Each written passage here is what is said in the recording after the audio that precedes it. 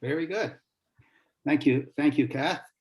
Uh, Good evening, everybody. Bonsoir à tous, and welcome to our first presentation in our series of Canadian garden and botanical garden destinations. This monthly event is being presented to you by the Canadensis Botanic Garden Society. I am Jerry Lajeunesse, the CBGS chair, and it's my great pleasure to act as host for this evening's presentation. Canadensis, the Garden of Canada, le Jardins du Canada, is to be a national botanical garden of international caliber set on a 34-acre parcel of vacant land at the edge of the Central Experimental Farm along Prince of Wales Drive. To find out more about this legacy garden for our community and all Canadians, including the vision for Canadensis, how to become a member, how to make a donation, I invite you to visit our website, jardincanadensis.ca. That will be up on our chat box as well. Should you have specific questions regarding Canadensis, we have put the Canadensis email in the chat area. Otherwise, feel free to contact us at your leisure. Our moderator, Kath Thompson, will be managing the chat room and ensuring that questions and comments are addressed. So I invite you to insert questions in your language of choice in the chat box at any time, located at the bottom of your screen. Our guest speaker will answer as many as possible at the end of the presentation. Also, we would love to know where you're joining us from, so which you can write in the chat as well as other comments and suggestions that you may want to share. So with this, we'll begin our presentation. And to launch our speaker series, by the way, we have a sellout of 500 participants. Alexander Reford will bring us to the Gaspé region, about midway between Rimouski and Matane on the south shore of the St. Lawrence River. Alexander Reford is the director of the Jardins de Metis-Reford Gardens and the International Garden Festival. The great grandson of Elsie Reford, creator of the original gardens, he was instrumental in setting up the non-for-profit organization that purchased the garden property from the Quebec government in 1995. Under his stewardship, a complete restoration of the gardens and historic buildings of the property were undertaken. He is the co-founder of the International Garden Festival, which held its first edition in 2000, and which has been acclaimed by critics and garden writers as one of the premier garden design events in the world. The gardens are a leader in nature conservation as an ecological park on the banks of the Metis River. Alexander Reford holds degrees in history from the University of Toronto and Oxford University, and was awarded an honorary doctorate from Bishop's University in 2018. He held a position of Dean of College at St. Michael's College, at the University of Toronto, before leaving in 1995 to run Les Jardins de Metis. He is also the author of several books, including Des Jardins oubliés, 1860 à 1960, an album of photographs of Quebec's historic gardens, a guidebook to Reford Gardens, as well as Elsie's Paradise, Reford Gardens, and its sequel on the garden's plant collections, Treasures of Reford Gardens, Elsie Reford's Floral Legacy. He is also the author of Au rythme du train, 1859 to 1970, an album of photographs illustrating the history of trains and train travel in Quebec. He has written biographies for the Dictionary of Canadian Biography and various articles on the history of the Lower St. Lawrence region where he resides. Alexander Reford is a member of the board of directors of various local, provincial, and national organizations that are committed to gardens, historic preservation, and culture. A garden director, festival creator, author, writer, historian, conservationist, academic. I give you Mr. Alexander Reford, direct from Les Jardins de Metis. Jerry, thank you so much. So I'm going to launch right into this, if you don't mind, because I've got almost as many photographs as there are people listening today. So I'm going to quickly open my my PowerPoint, which I think is really what you're here to see, is not my ugly mug, but to see some of the beautiful photographs that I have to show you. Can you see this? So I'm going to begin with a couple of images of the gardens as you would see them if you were in them today. We are, as you probably know, in a very, very different climate from the Ottawa National Capital Region. We have snow on the ground in some of the ditches here, and here we are end of May. But that being said, climate change is a new partner for us because we have many of the spring blooming plants already in flower, such as the beautiful crabapple trees. I love being invited to Ottawa because I grew up in Elmer, Quebec, on the other side of the Ottawa River, and I know well the experimental farm. And I participated in my own way in the Canadensis project. Certainly wish to express my complete and total support of this initiative. As you probably know, and if you don't, I can tell you that Canada is the only Commonwealth country without a national botanical garden, which for those of us in the garden world find surprising, but is part of our unique story. But what better project than to commemorate or celebrate Canada's horticultural tradition by dedicating part of the amazing experimental farm into a national botanical garden. Don't forget that 2022 is Canada's Year of the Garden. So I'm also president of the Canadian Garden Council, and with Michel Gauthier and a whole group of Canadian garden enthusiasts across the country, we're working hard to convince our government to declare 2022 the Year of the Garden and to celebrate both gardens and gardeners in imaginative ways next year. Our gardens open this Saturday, so if you happen to be lost in our region, come and see us or make the big trip. We're pretty much an 8-hour drive from Canada's capital region. I've done it many times. We're 6 hours from Montreal.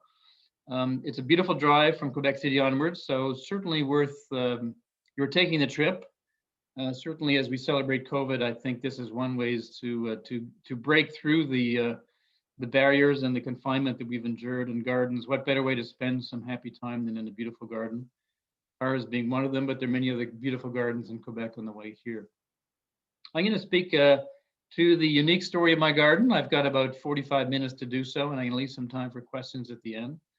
And I wish you a happy trip through the gardens and their story this evening. Thank you for choosing the garden story over the Montreal Canadiens and the Toronto Maple Leafs. That's a special honor you're giving me and the garden community. So thank you. We all know the Canadiens are going to lose anyways, unfortunately. So I think maybe the result is well known, but there's still time to catch the score later on after my talk. This is an image of the stream that flows through the gardens. So we are located, as Jerry mentioned, somewhat east of Rimouski, about 35 kilometers east of Rimouski on the south shore of the St. Lawrence, east of Quebec City. By the way, if you don't know, the Frank Cabot Gardens just opened their ticket booth this morning or yesterday. So if you're looking to make a tour of eastern Quebec's beautiful gardens, then maybe you can do that tour to our gardens and then cross to the North Shore or vice versa. There's some amazing gardens, by the way, in Quebec City, most of which are free, and there's a Domaine Joly on the way. All to say that we would love to help you curate your own garden tour if you're coming east this summer. Ours is a late garden, but if you come in the next coming days, you'll see some of the early blooming plants. This is a very unusual double bloodroot, the Sanguinaria canadensis flore pleno. This is certainly something you would have in the Canadensis garden because it is a native, but it's an unusual hybrid, a naturally occurring hybrid that my great-grandmother begged, borrowed, stole quite literally from the Montreal Botanical Gardens in the 1940s. I'll go into a little bit of her story in a moment, but it is, I think, important to note that this is a historic garden. And indeed, today, almost to the day, is the 95th anniversary of the beginning of the garden. It was at the end of May in 1926 that my great-grandmother began to create the garden on her beautiful estate in eastern Quebec. And we're working towards our 100th anniversary, which is going to be a series of major investments and major initiatives to celebrate the 100th anniversary. Getting there, though, we're rebuilding some of the most amazing collections that my great-grandmother gifted to us, among which is this amazing double bloodroot, which is a fairly rare plant. If you don't know it, you would love it because it's one of those evanescent spring flowers that is extraordinary. But alas, like a lot of these early natives, has a very short blooming period. Also in the gardens today, of course, the amazing ferns. We've got a great fern collection I want to say thanks to my friend and longtime colleague, Louise Tanguay, who took many of these beautiful photographs. We're very fortunate at the gardens, and indeed you can see behind me an example of the beautiful collaborators we've had at the gardens for many, many, many, many years, who've taken some extraordinary photographs of the gardens. Louise Tanguay is probably the most persistent, perseverant, and regular, having visited the gardens pretty much every summer for the last 20 years in preparation for a number of book projects. And among other things, she's an extraordinary photographer of some of these amazing native plants, as these ferns are testimony to. But we incubate projects with photographers, and I'll speak to that in a moment. Behind me is a beautiful photograph by T.M. Glass, who was an artist in residence with us in 2018 and produced a beautiful book called The Audible Language of Flowers that we proudly showed at the gardens in summer 2019, summer 2020. So we are indeed opening this coming Saturday. Quebec is opening very quickly to tourism, and Quebec, of course, has been one of the hardest hit in the COVID situation, but we're opening with a great deal of enthusiasm. Last summer we had some delays in our opening, but we were able to open and hit our numbers for 2020 quite similar to the previous summer. So we're very enthusiastic and anxious to welcome you to the gardens. We've got all kinds of rules and regulations, of course, but everything's going to be open, including the new exhibitions and International Garden Festival. So I'm going to lead you through some images here. I'm not going to speak to everyone. This, of course, is the maidenhair fern, beautifully photographed here by Louise Tanguay, the various ferns that take roots in our garden. It is an unusual garden because it is in this unusually Nordic climate. So we are at 48.5, just south of the 49th parallel in our garden. So we're not south by the Western Canadian perspective, but we're certainly far north in Eastern Canada. We think of ourselves as the furthest north of any garden in the eastern half of the continent. And if you look at a map, you'll see how much further north we are than Montreal. Indeed, we're at the same latitude as Lac Saint-Jean, but we're also the same latitude as Paris, believe it or not. So we do have this unusual climate, which is maritime, cool, 7 degrees today, for instance. Summer temperatures rarely exceed 25 degrees Celsius, lots and lots and lots of snow, which of course is key to the success of this garden and has been since it was begun in the 1920s. It was begun by this woman, my great-grandmother. I'm going to speak to her a little bit because I think she is an extraordinary person and a personage really in the horticultural community. This is a wonderful photograph taken by her husband, R.W. Reford, who was one of Canada's earliest amateur photographers and spent a great deal of time in his wife's garden taking photographs of her in the gardens, which I think was his contribution to the garden. He was not a gardener. He didn't dig very much, but he certainly took many photographs. And this is one of his best of my great-grandmother in this rather severe look with a necktie and a beautiful hand-embroidered apron and with a pair of scissors in her hand, either about to begin to deadhead or just coming from the gardens, having done her morning or afternoon's work. And you'll see surrounding her are the beautiful lilies, the regal lilies that were one of her signature plants. She really described her garden as a lily garden on the lower St. Lawrence, and that was one of her major collections. She was an extraordinary woman. She was born in 1872 and died in 1967, had a long life. So if you want to live a long time, become a gardener. She owned the property that she transformed into a beautiful garden that she inherited from her wealthy uncle, George Stephen. And she was the boss, the patron, the creator, the designer, the planter, the brains. But she had a great number of men who built the gardens for her, unsung heroes in this garden community. And today we try to celebrate our gardeners as much as possible because we know how much the gardens depend on their passion, enthusiasm, and knowledge of plants to make them survive. Here you see a beautiful photograph of the Long Walk in its infancy, and you'll see in a moment some of the later photographs of that very same space, completely transformed by both plants and design. Now, Jerry, who introduced me, is a landscape architect. He will perhaps not appreciate this comment, but my great-grandmother was a complete amateur who designed her garden herself. She did not use the services of a professional gardener or indeed a professional landscape architect. And I think that changed the design of her garden a great deal. It was an amateur garden. It was a collector's garden. It was a garden that evolved over a 30-year period. And I think that is a wonderful testimony to the power of gardens and gardening, and illustrates perhaps more than anything the fact that you can begin gardening as she did at the age of 54 and still create a very powerful and important garden assuming you live a long time and have resources, means, and good gardeners with you. These are some late photographs of her in her gardens in the 1950s. She left the property in 1958, and they were opened to the public by the government of Quebec in 1961. And I've been working at the gardens since 1995 as the director of the gardens, the not-for-profit that owns the gardens and has done since they were purchased from the government of Quebec in that year. She was a hands-on gardener. She just didn't sit in her Adirondack chair and tell people what to do. She was in the gardens every day, both morning and evening. And indeed, the staff placed a large ship's bell in the garden that was rung religiously, both for the noon meal, but for the evening meal. Otherwise, she would not have come out of the gardens for evening repast. So she was an enthusiast, a passionate person, and the gardens became for her, I think, very much an expression of her extraordinary capacities and abilities. She was one of those women who is scientific, disciplined, deliberate, possessed with great clarity, and also a woman of extraordinary energy. And you can see that in some of the images that come. It's also Viv in Ottawa stories. She grew up in a little village called Perth, Ontario, which is about 100 kilometers west of Ottawa. There you see her as a rosy-cheeked child on the right-hand side with her mother.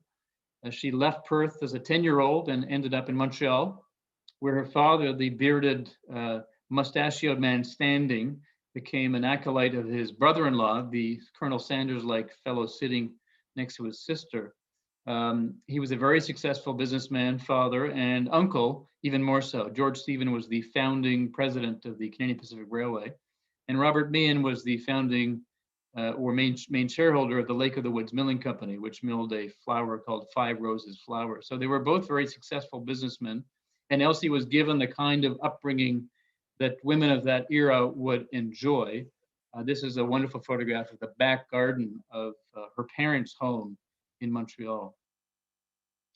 She had many passions, and indeed for the 100th anniversary, we're working on a new book, which is going to be called The 150 Passions of Elsie. And one of the passions obviously was plants and flowers. And it was in this house, her uncle's house initially, and then her parents' house, that we think she was introduced to the beauties of horticulture, because this beautiful private conservatory was opened in the winter months to Montrealers starved for greenery. And it was likely in this spot with the beautiful, you can imagine the chiming sounds of water, the beautiful sounds of birds, and the extraordinary blooms and wonderful fragrances that Elsie was introduced to the pleasures of gardening. She had a gardening tradition that she embraced and made her own. She was passionate about music. We discovered her only recently the extraordinary story of her violin and her bow. We're going to tell that story as part of her 150th anniversary of her birth next year. She was passionate about music. She played both violin and piano, competed for music, and then gave it up during the First War when other volunteer activities took hold. She loved to ride. This is a younger Elsie riding horseback on Amazon, as they say in French, which is side saddle. One of her great exploits as a young mother was to ride around the Gaspé Peninsula on horseback. Try it in your beautiful electric car this summer, and you'll see how much of an exploit that is. It's a serious drive. To do it on horseback must have been an extraordinary exploit, and she did it not once but twice. She was passionate about fishing.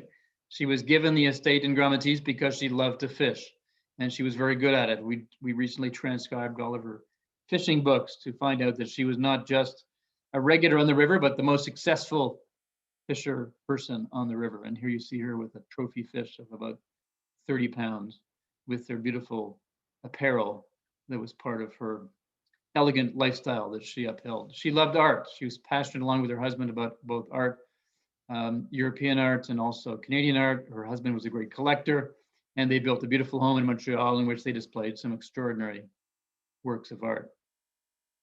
She was passionate about her children. She had two boys. The young fellow on the right may not look very mannish, but he became Eric Reford. On the left is Bruce Reford, my grandfather.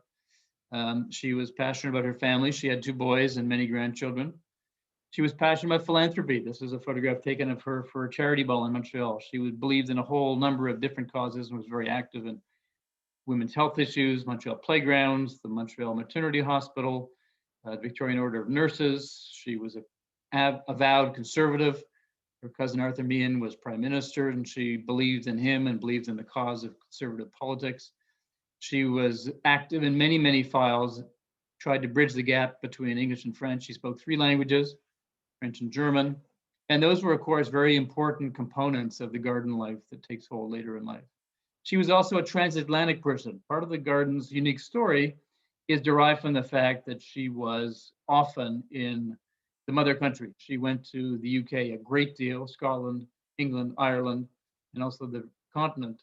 And those were places that, of course, gave her inspiration, the great gardens of England, but also the beautiful alpine flowers of the Swiss and French Alps became part of the horticultural vocabulary that she deployed with great enthusiasm in her gardens later in life.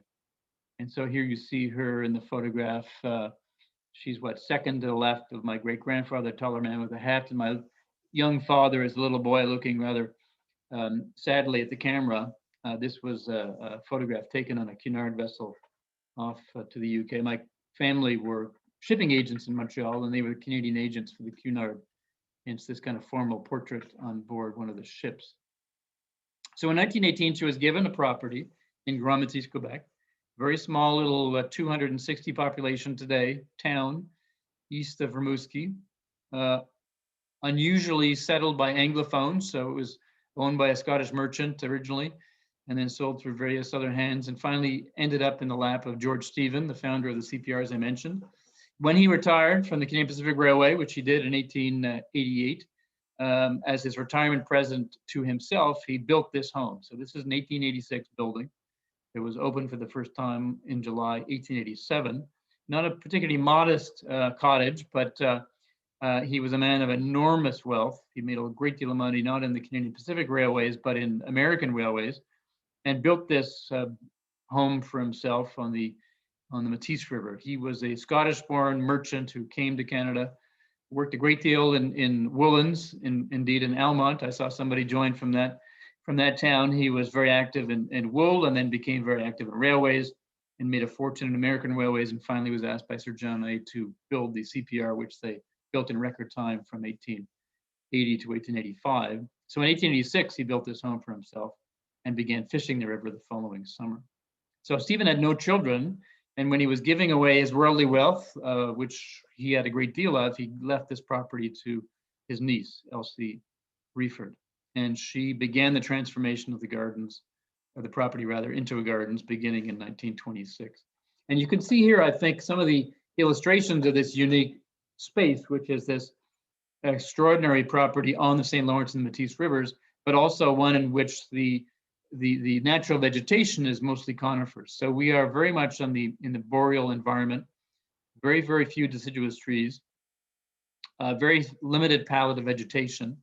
And here she was dealing with the various prejudices that had emerged in Canada, many of which were that you can't grow anything in this country, it's impossible, it's too cold, only to find that perennial plants in eastern Quebec are, as Frank Cabot would say about his own garden, remarkably easy, partly because the cool summer humid air is nearly perfect for perennials, and the deep, long-standing snows are ideal for protecting them in the cold winter months.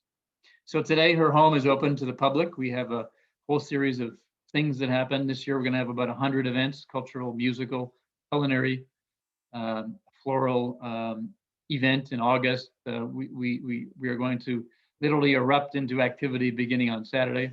So if you want to plan your trip, then by all means be in touch or have a look at our website. It's a beautiful home. It's now got some temporary exhibitions, some of which are now fully installed, and others are about to come, and you'll see them when you come and see. We've got some great musical programming, an excellent chef in Fred Boucher, some wonderful things to see, some amazing objects on display, and of course, a house that's endowed with a great display of flowers on a regular basis. So do visit. It's a beautiful home, and it's in perfect or near perfect condition. We're in the process of spending another $200,000 on repairs. It's a never-ending battle with nature, but we think we've won and we've turned the corner, and the building is in pretty good condition. We've got an amazing museum and permanent exhibition designed in 2018, in which you can see Elsie through the eyes of, and it really is a display of my great-grandmother's life seen through the eyes of the various people with whom she intersected in her long and interesting life. Lord Grey, Governor General of Canada, whose name is on the Grey Cup. He was a frequent visitor and a mentor Sir Wilfrid Laurier is another figure, even even Mackenzie King, who she despised, figures in the exhibition in various ways. Her husband, obviously, her niece and nephew. All these people give a perspective on this woman's extraordinary life and her many passions. This is a photograph taken in one of the exhibition rooms where you can see Elsie's fishing gear on display. So the story of the gardens, why a garden? How did it come about? Why are they so unique? Well, you really have to visit to understand the full complexity of the site, but I'm going to give you a brief portrait of how wonderful they are and why I think they're wonderful. I took on this project 25, 26 years ago as a historian. I came initially to write the story of the gardens. And when I was meeting the then director, he said, you know, you can't write the story of this gardens because the garden's future is in danger. The government of Quebec wants to close the site or sell it or find a new purchaser. I don't think we're going to be here for much longer. Can you help? And so I sounded out my family and created a partnership with a local group who'd had many years experience working on site as artisans. And we created a not-for-profit that has owned the property since 1995. The story of the gardens is unusual. My family owned them until 1961, when my grandfather sold the property to the government of Quebec. And the government of Quebec had the foresight, the intelligence, the brilliance even, you might say, to open the gardens to the public, seeing in this property a unique opportunity to develop tourism in Eastern Quebec. So kind of like the Canadensis people, it takes a visionary, it takes a vision, it takes people with passion, I think, to recognize the true value of gardens. And here we are, summer 2020, we had nearly 60,000 visitors, and we expect to break that quite easily this summer. So come and join us. We have a whole program of activities, including free Sundays, the first Sunday of every month. So if you can't afford to come, then come on a free Sunday on the 6th of June or the first Sunday of July, August, September, October. When Elsie Reford took on this property, it had no garden. So if you know, or you're blessed with a fisherman in your family, you know they get up early and they fish most of the day, and they come off the river and they have a long lunch and a siesta and they read a book, and then they go back in the river until late evening. And so that was life at a fishing camp, which is what this was in its early days. And so Elsie's fishing camp really didn't leave a lot of time for gardening. And here's a photograph from 1904 showing the landscape in the era rather, before there was a garden. There was a twin colonnade of spruce trees. There was a large cedar hedge. There was, of course, a kind of a ceremonial flagpole that flew the Union Jack, by the way. But there wasn't a lot of garden. There would have been a vegetable garden, and there were farms, because the belief then was to have a kind of agricultural autonomy. And so there was a pretty large productive capacity to the gardens, but there wasn't much aside from this very limited natural landscape, which you see from another angle looking back towards the house, where the hay has just been cut, soon to be harvested for the horses and cattle that would have been part of the property in its early days. And here you see Elsie. She's the one with a kind of cocked elbow in the back with her sort of RCMP-like hat, looking over the work of her men. She was the foreman. She was the designer. She was the plant person. She hired some very capable men to work in the gardens, but they were not gardeners. They were men who would either been fishing guides beforehand or had worked on farms, and they had the kind of natural comprehension of the agricultural world, but they were certainly not gardeners. And so she was out there every day, all day, telling them what to do, how to do it. She must have been a complete pain in the neck. But she was also one of those women who could read a book and know its contents, and then regurgitate the contents with great sagacity to her staff in whatever language they chose to speak, be it English or French. So this is a great indication of the woman foreman garden. And here you see her walking away from the camera, having just watered some of the plants in the long walk. You remember that photograph earlier of the long walk under construction? Well, here you see it today. Two stone walls that flank a central pathway. It's about 300 feet in length. It's perfectly drained. It's designed with a kind of horticultural plenitude, which is extraordinary. And so today it's in bloom. In 2 weeks' time, it's in bloom. In 2 months' time, it's in bloom. It's in bloom really until the snow falls in early November. And that was designed. As you know, gardening is much more complicated than you think. And what's now called horticultural sonography is really what it means. It means you've got to be adept enough to know what to plant, when, how, with whom, so that you can create what they call in French the agencement, which is the kind of the mixity of plants that make them work together and not conflict both in color and blooming period. And here again, you get a very good sense of how different this garden is from, for instance, the Central Experimental Farm, where they had these extraordinary specimen trees of hardwoods. Well, here you see no hardwoods. Indeed, the only hardwoods in the gardens were planted by Elsie because the palette of natural vegetation prescribes to a large extent the hardwood plants, the hardwood trees rather, you see in many other parts of the country. Some great photographs by her husband, the beautiful stream, the stonework, the more formal element. This is the only straight line in the garden. And this is the long walk, circa 1940. Beautiful use of large natural stones crossing the beautiful stream that still flows through the gardens. Her lily collection, her necktie, wonderful photograph of her looking wistfully into the gardens. She loved, loved, loved lilies. And we frankly have a hard time keeping the Mardigans in good shape because of that awful lily beetle that's infested our plants as it has yours. So if you're looking for a week of volunteering, then do come and pick those awful creatures off our lilies and we'll welcome you with great enthusiasm. You'll see in this photograph signed on the bottom right-hand corner, RWR, Matisse.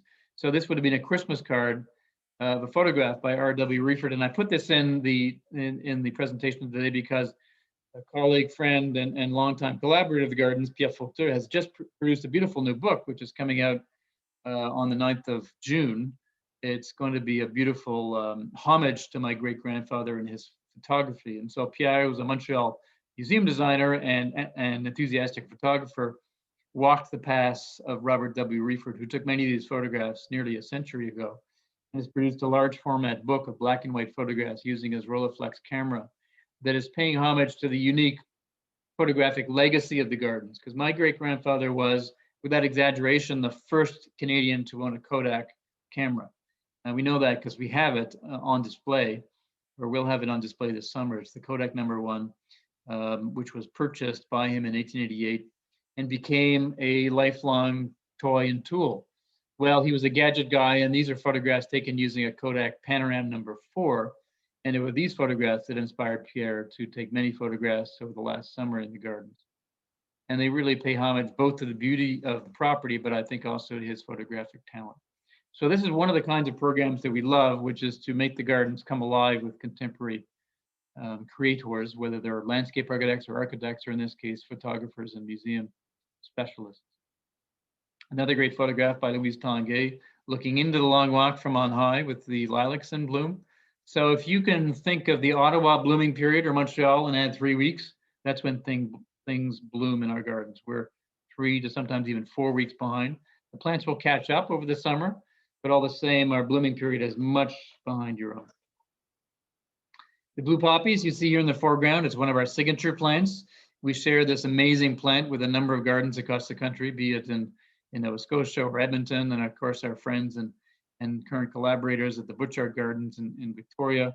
My great-grandmother is probably the second Canadian to import these plants after Mrs. Butchart, and she imported them from the UK and particularly from the Royal Botanic Gardens in Edinburgh. And lo and behold, the Meconopsis baileyii, as they're now called, took root, and we have the same plants that have survived for close to 90 years at this point. And here you see them surrounded and shaded by the beautiful azalea collection that she also imported from the UK. She was very fortunate in having a large network of friends and allies. And in the gardening world, there's always been a great collaborative tradition. And so Elsie was able to obtain, for instance, crab trees from Mrs.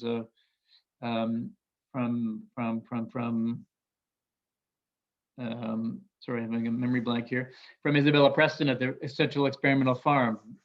She was able to get cuttings from Henry Teuscher at the Montreal Botanical. She was able to obtain plants from the Saunders for the peony collection. She was able to beg, borrow, steal, and obtain plants in ways that are now often much more difficult because of the phytosanitary regulations. But in that era, you could literally bring a plant across the Atlantic and on board ship and have it in your garden within 7 to 8 days. And so these are from the Exbury Gardens, one of the beautiful Rothschild gardens in the UK. Amazing photographs by Louise Tanguay taken in the late spring. So these are 20th of June, 25th of June, approximately on a regular basis. The blue poppies begin to bloom on the 15th of June, and in a good summer, they will be in bloom until the 31st of July. So we've got a very, very long blooming period, and that's partly because of the extraordinarily cool evening air. So the combination of humidity and cool air means that the blooming period is much prolonged. And it's also one of the secrets of the beauty of the property because of our relatively green and hospitable environment. So unlike Ottawa and where I grew up, or Montreal or Toronto, where you get days that are 30 to 40 degrees sometimes, Celsius, 35 certainly, our maximum summer temperature is 25, which of course is what plants love, because they get this extraordinarily cool evening air that allows them to resuscitate and come back to life for the following day. So blue poppies, mid-June until the end of July. We've got a big collection. We had as many as 10,000 plants. We've got a few less now. And we grow them both for ornamental purposes to show and display and create oohs and ahs, but also for their seed, which we sell so that you can also enjoy these plants. Truth be told, they're not easy plants to grow in many Canadian climates, but they're worth a go. If you've got a cottage in some northern environment well out of a city property, they're much easier than they are in urban centers where you get extraordinarily hot temperatures. This is our trial bed. This is the area where we grow the blue poppies for their seed. And aren't they amazing? We've got a whole bunch of different tools and calendars and postcards, and like the Butchart Gardens of Victoria, we're proud of this plant. Proud enough indeed that in 2024, we're working on a special project to exhibit the story of the blue poppy, which is the 100th anniversary of its introduction to gardeners when Frank Kingdon Ward introduced the blue poppy at the Royal Horticultural Society's horticultural halls. And we think it's a worthwhile thing to celebrate. And we're looking for partners and collaborators and opportunities to show the extraordinary story of this plant, which I've been able to document, and indeed visited the Royal Botanic Gardens in Scotland 2 years ago to look at their collection of wardii, to know how extraordinary the story of this plant is and why it merits a full telling.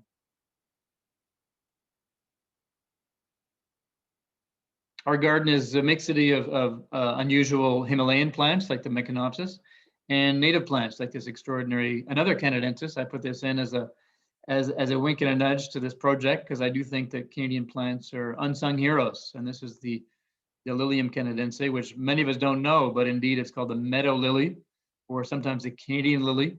We've got a whole raft of them. They're somewhat temperamental, sometimes difficult. Ours were completely obliterated last year by the lily beetle, who suddenly decided that Canadian lilies were better than the Turkish ones. But when they're in bloom, they are truly, truly extraordinary. And they're very discreet. Like most Canadians, they don't proudly display themselves. They're very discreet. They show themselves very rarely, but they really are an amazing treat to see in the gardens in late June, early July. Some lily shots here, the Mardigans, again, one of my great grandmother's great collections and great prides was the Mardigan collection. I'm going to whip through these because I want to end with a few photographs of our garden festival. So if you do come, and you come after the 25th of June, we're opening our festival on the 26th, but you're welcome to come for the opening ceremonies on the 25th. Every year for the last 22 years, we've celebrated contemporary garden design with a garden festival. So it's a festival like no other, really. It's not like a Floralie. It's a festival that celebrates contemporary Canadian and international garden design. So it's out there. It's a bit crazy. This summer's theme is La magie est dehors, magic is outside. And the response really, our attempt to encourage everybody to be outdoors and to enjoy the beauty, both of nature, but also of curated nature. So these are installations that we showed last year that I think illustrate more than any other the value and the virtue of being outdoors and the need that we have as humans to be in gardens. Gardens are therapeutic. They bring life, they bring color, they bring happiness, they bring family, they bring love, they bring touch, they bring dialogue, they bring cultures together. They unite, they don't divide. They're extraordinary places. So come and enjoy them. This is the opening of the festival a couple years ago with the artist Jose Torres standing on the grassy bank looking out over his installation, which are those beautifully colored benches. towards the McGill Bicentennial Stage. These are the projects that we chose this year for the festival. So we have a competition that will begin, that is launched in September every year. We have a jury that chooses the new gardens. We chose 5 this year. This is by Emil Backstrom, who is a Swedish designer from Stockholm. 2 Quebec designers, Miroir Acoustique. These are kind of a gesture to both recycling and sound in the gardens. These are recycled satellite pieces that become a kind of an exercise in audible gardens. This is the Deconfinement Garden. This is a garden designed by some young architects from Quebec City. A garden where the portal, the doorway, becomes the pretext for opening and closing. So you can see some hinks and some winks and nudges rather to confinement by a very well-known design firm from New York City, Diana Balmori, who's created a more sophisticated plant palette garden. So there's something for everyone. There's some design, there's some plants, there's some creation. We've got a pretty ambitious summer program of activities. This is one element thereof with Pierre Thibault, a Quebec City architect who's designed a beautiful veranda for us. It's going to be populated by artists and musicians over the summer using 2x4s. We've got an installation on the roof of the Quebec City Museum. And we've got lots of things for people of all ages. So it's fun, it's happy. The festival is a nice contrast to the historic gardens, which are mostly don't touch and don't go there with discouragements from doing things off the beaten path. Well, this is all about being off the beaten path, enjoying, playing, jumping, enthusing. So it really brings a whole different side to gardens, which is the interactivity, the connectivity, the being in nature, the enjoying the garden, having a smile in the garden. It's not always, doesn't always have to be so serious. And that's something that our festival has brought, I think, to the fore. So I'll end with that photograph and take your questions. It's a beautiful property. I welcome you. I hope you can come. If you don't come this summer, come next summer. We're anticipating an amazing summer in 2021. Indeed, if you're looking for accommodation, you should pick up the phone sometime in the next 48 to 72 hours, because I think the issue for a lot of the outlying regions of every province is going to be accommodating people who want to be out of cities. So if you need help, by all means, send us a message or ask us for advice. As Jerry said in his intro, he's a frequent visitor. I think he can tell you how wonderful the property is, how varied the experience is, how extraordinary the nature is around us, how great the food is, both on the property and nearby. And it is a garden to be celebrated. So I'm really thrilled to be part of this amazing initiative on the part of Canadentis. And what a great idea to give Canadians great garden destinations a window to the public. So I want to thank you all for being here today. And I certainly hope to see you in the gardens at some point this summer. Thank you so much. Thank you, Alexander. Here we go.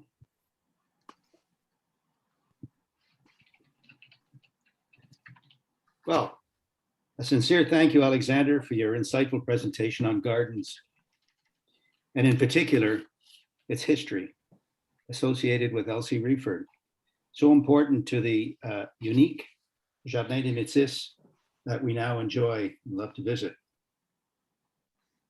as well as the creativity demonstrated in ensuring its sustainability and the protection of our natural and cultural landscapes. The Jardins de Metis is truly inspirational, and I encourage you all to put this garden destination on your travel list if you haven't already done so. So, with that great presentation, we can perhaps jump into, we have several questions. Maybe as a first question, Alexander, in your experience, how has your garden contributed to the community? Well, we're all about community. So we are a garden that has 50 staff at the present time, 80% of whom would be from the region. So we're a big believer in using local competencies and local staff. We buy a lot locally, so we encourage artisans. We, of course, buy a lot of local produce. We don't own a farm, but almost, because we buy so much produce from the local farmers. We do a lot for the community. We have these free on Sunday days through the summer to try and get those who are perhaps less able to pay $22 to get in, to come and visit. We employ lots of students who, of course, live locally. We do as much as we can for the community. We have a shoreline cleanup in 2 weeks. We had a garden cleanup a couple of weeks ago. So we do a lot in the community for the community. We're a big economic driver. We are the #1 attraction between the national parks in Vic and the Gaspésie. So we're big believers. I'm, a full-time volunteer and a full-time staff for the garden. So I do a lot in the community, I think. And we contribute as many ways as we can. And I think that's the value of the Canadensis project. I think it will transform the Ottawa community. I think gardens create community. They curate community. They create involvement. I think the non-governmental component, I'm a great believer in the Montreal Botanical and the civic component and Royal Botanical Gardens and these institutionalized settings, but I think the value of the not-for-profit, value of the community-driven perspective, I think is important because I think it drives a whole different reality. You can get government support, but when you can be on the ground, in the ground with the community behind you, I think that makes a big difference. So I do think your project like ours can have a transformational effect in a community. You can bring people together, but I think it can also drive visitorship in ways that are quite unique. We talk a lot about diversity in Canada today. We're trying to build pathways to the native communities. We're trying to create ways to integrate immigrants to the country. Gardens are one of those ways. They are one of the great bonds among peoples. They cross every cultural boundary. There's no division in a garden. There's just celebration. Plants are universal. Gardeners are universal. So I think that gardens have a special place. And I think now, as we emerge from COVID, I think we've also realized the great health value of gardens. Simply walking through a garden for an hour is like having a bathing in beauty. And I think we've all realized how important that is to be unconfined, deconfined, and to enjoy a connection to nature. So I think we've all got some work to do on that score. We're a big believer in forest bathing. We're trying to introduce garden bathing as a kind of an offshoot for that. And I think you're well positioned to get the Ottawa community who spend probably way too many hours in front of a screen, much too much time on the telephone, way too much time watching the House and Parliament and what it's doing, and probably could make a better decision where they an hour in nature every day. So I think that your project like ours has lots of impact on community. That certainly supports a recent Nanos research survey that we undertook across Canada, where the result was that in excess of 74% of the population said that the first activity, the most important activity for them post-pandemic would be able to walk in an outdoor environment. So that. Okay, we have lots of questions, so we get ahead, to go. Let's go, Pat. All right, the first question came much earlier on when someone asked, Alexander, you mentioned that there were lots of other Quebec gardens. Are there any that you would recommend if people are doing a trip to Jardins de Metis, other gardens they should visit on their route? Sure. Well, quickly. So I grew up in Aylmer, Quebec, in the Gatineau Hills. So my first stop, frankly, would be the Mackenzie King Estate in the Gatineau Hills, and then the experimental farm in Ottawa. And if you can get in, maybe Rideau Hall Gardens if they still have visitors, as I hope they do. Stop at the Montreal Botanical Garden, which is an amazing garden. There's the teaching garden of the Agricultural Institute in St. Hyacinthe. There's the beautiful Marie-Victorin Garden south of the Highway 20 coming east. There's the truly extraordinary Domaine Jardin-Lobinière, which is 30 minutes Ottawa side of Quebec City. Quebec City's got some amazing public gardens, all of which are free of charge, whether it's the Plains of Abraham or the gardens of the Laval University and the Bois de Coulanges. Amazing public parks, often old private estates that are now gardens. And then, of course, you can come along our shore and stop at some historic houses along the way and end up at our garden. So there's some really, truly extraordinary gardens on the south shore of the St. Lawrence, which is one way, frankly, to both visit a province and visit its gardens. So the Quebec Garden Association does have a website, but I'd be thrilled to share some of this information so you can kind of plan your garden tour as you come east along the Lawrence River. So the locating of the blue poppies, are they thriving under a deciduous or coniferous canopy? Good question. And it's one of the great mysteries of this blue poppy. If you look at the English garden magazines in Scotland, you see them blooming in seemingly full sun.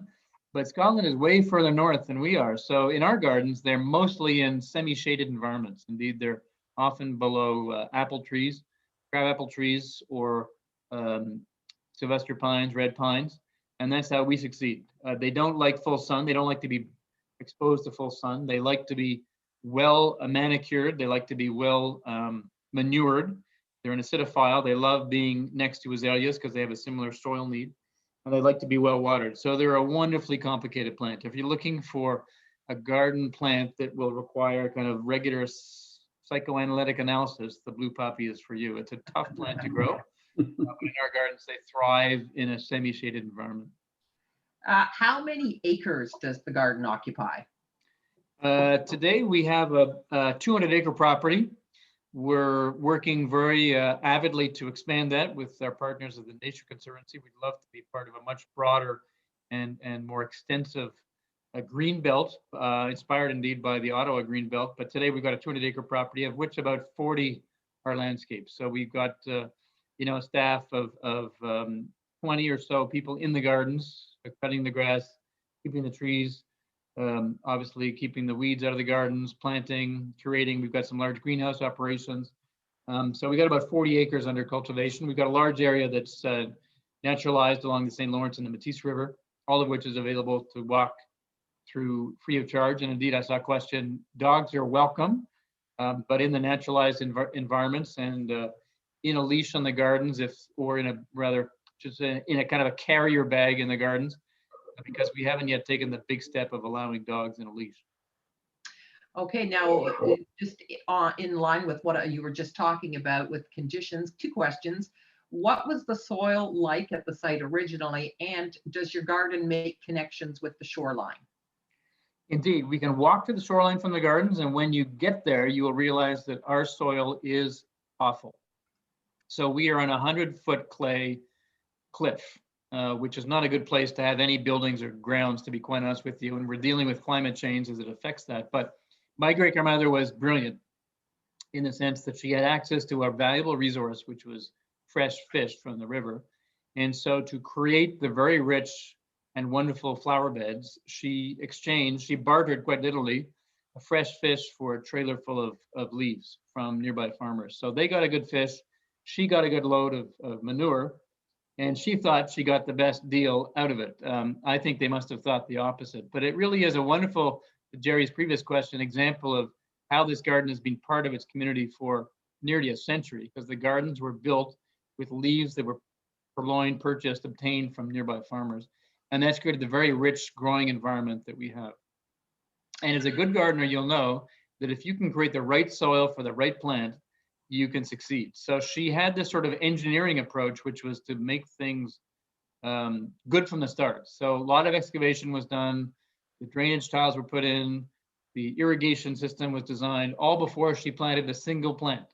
She was sort of like in the infrastructure mode, and that meant that the gardens still today function very effectively nearly a century after they were constructed. They're a very good example of investing intelligently at the start and saving enormous amounts of labor and work and reconstruction later on. So the gardens began with poor soil, but today the soil is almost too rich. It's almost too wonderful. Because some of the plants don't enjoy that overly manured and humused environment. So she created the success that we're still enjoying today. You mentioned volunteers, Lily Beetle. Can you elaborate? Are you looking for volunteers? We love volunteers. We had a cleanup in the gardens a couple of weeks ago, and we had 30-some people show up, and it was a great day. Yeah, so bring a mason jar, and we will give you 1 cent per lily beetle or something like that, which was exactly what my great grandmother did, by the way. She used to have young boys paid to pull moles and voles out of the gardens. We don't do that anymore. We love moles and voles, but boy, those lily beetles are pretty awful. But we do have a program. We've welcomed volunteers over the years, and it's a week or 2 weeks, and people work with our staff and they accompany them and they follow orders. I mean, we don't let people do crazy things, but we've got some very good, tolerant and teaching staff who love to have volunteers helping them out. As you probably know, there's never enough people in a garden. There's always a weed. There's always a plant in the wrong place. And, there are trees to be cut and there's things to be improved. And this summer in particular, we got a very large grant from the Canadian government of nearly $2 million to do some serious landscaping and work on our buildings. So we're busy sort of doing some new landscapes to prepare for our 100th anniversary. So volunteers are welcome. I'm sure in the chat somebody can share my email or contact information, and we can help you help us. Great. A question, do you still have your sheep? We do. In fact, they arrived this morning, or if not this morning, then the day before. We have a collaboration with a local farmer. We have a lamb mower project, and this is part of our big ecological kick. I'm a big environmentalist and try to find imaginative ways to be greener. We pretentiously think we can be the greenest garden in North America by using electricity in our greenhouses and using bikes for our staff and going to golf carts instead of motorized vehicles. And so some years ago, in 2015, indeed, we built a pen for sheep, which was curated by some students from the Design University in Lausanne, Switzerland, and they created a happy pen for sheep. So the sheep are liberated from their barn for the summer, and they come and mow our grass, quite literally. And of course, they're a wonderful feature. And it's one of my great therapies, frankly, is to be given the task occasionally to feed these wonderful creatures, and they are part of our environment. Alas, their fate is designed because they are given back to the farmer, and they eventually become somebody's meal. But at least we've given them a happy moment in a beautiful environment for the summer. So that's our sort of ecological, but not very vegan attempt to be green. We have just a few more questions if we can get you to just hang with us for a little bit longer there, Alexander. Sure. Blue poppies are definitely a hot topic here. A couple of questions. When would be the best time to buy blue poppies? And also, was there a collaboration or relationship between Jenny Bouchard and Elsie? Well, I'll start with the second question first. I don't believe so. I desperately tried. My grandmother was frustrating in the sense that she had all of her papers, or most of them, destroyed. So if there was a letter, I have not found it. But we know that the story of the blue poppy in our gardens was published in a Victoria magazine in the 1950s, which suggested they certainly knew of each other's collections, and they were women of a certain, they had many similarities. And indeed, it's sort of what's driven us to try and collaborate with the Bouchard Gardens on the Blue Poppy exhibition, because they were women who were adventurous and they loved adventuring in gardens, but we don't think they knew each other. We don't think that they collaborated. Sorry, the first part of the question was when is the best time to get blue poppy seeds? Oh, yes.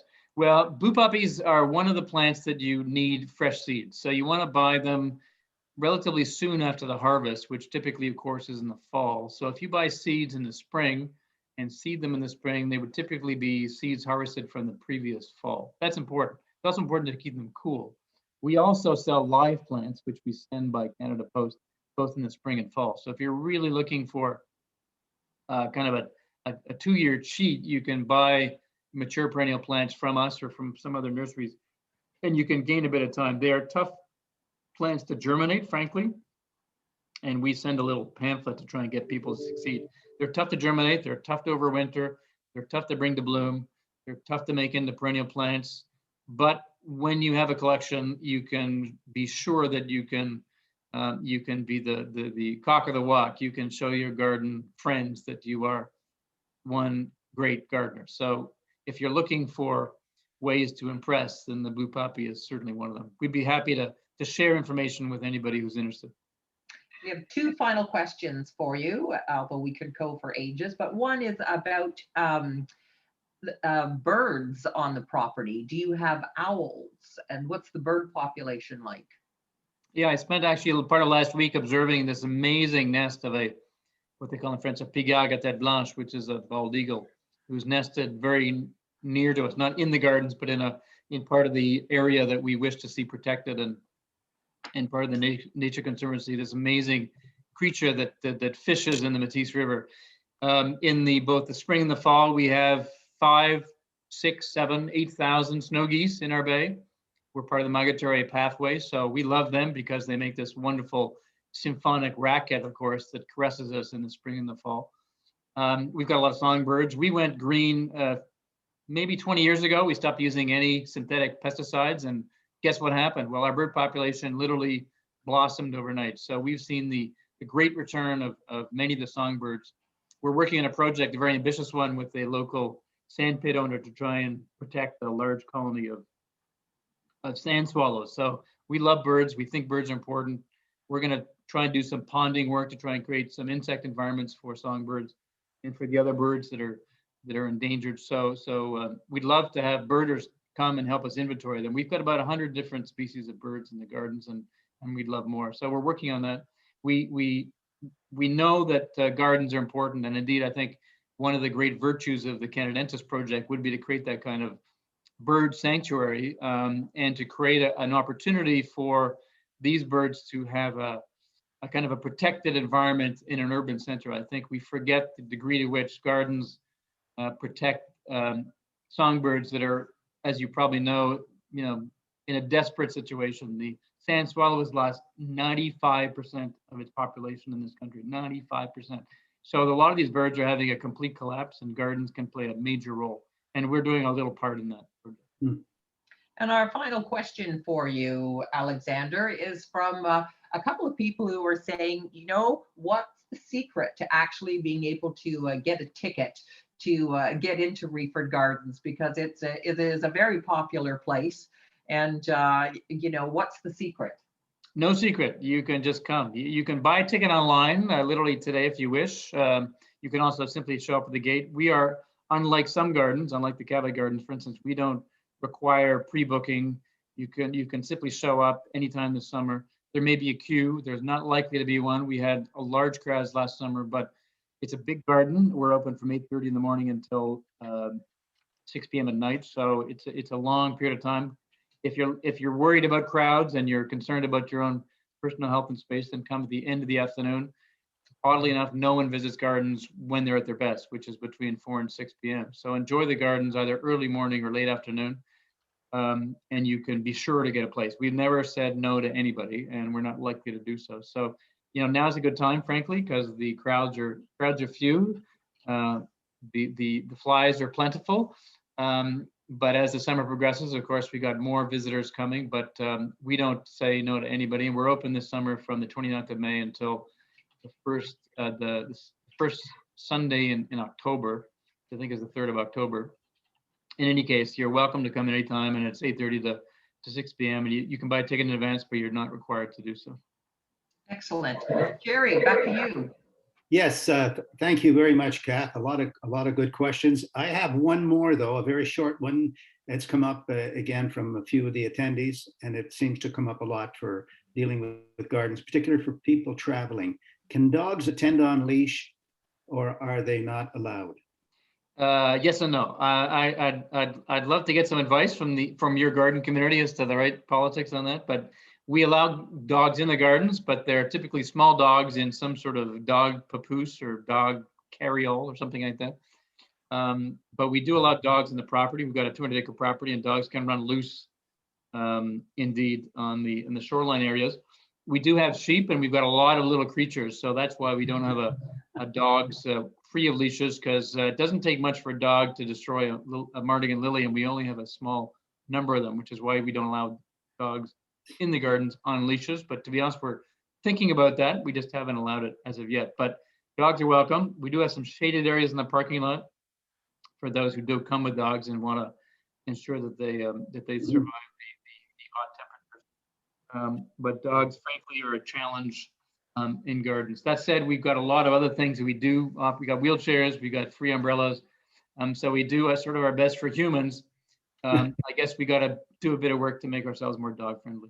Something to talk about further. Thank you. Thanks, Alexander. Well, unfortunately, we do have to come to an end. We did promise that we would do these presentations in about an hour and 15 minutes.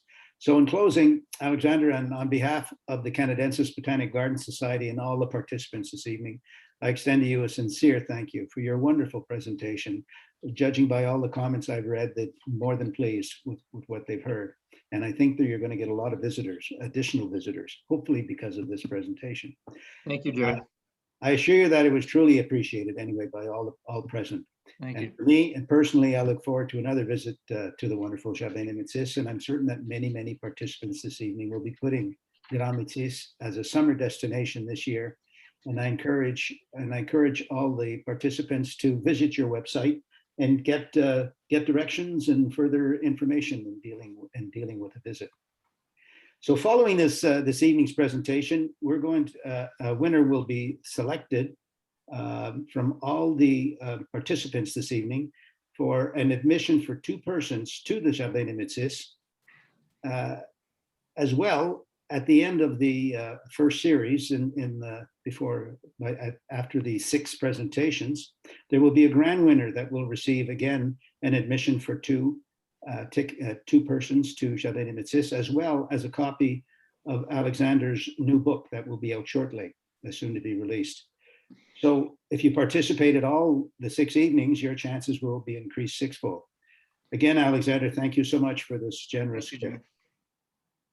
Our next presentation is on June 24th, when we will be visiting the New Brunswick Botanical Garden with José Landry, the garden director. Registrations for that event will open this evening.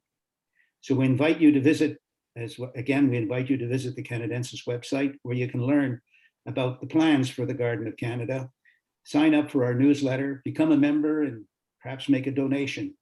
As a registered charity and a non-for-profit organization, the CBGS heavily relies on generous donations for its yearly operations, planning, and contracts, and as we go forward to get the Canadensis Botanical Garden built.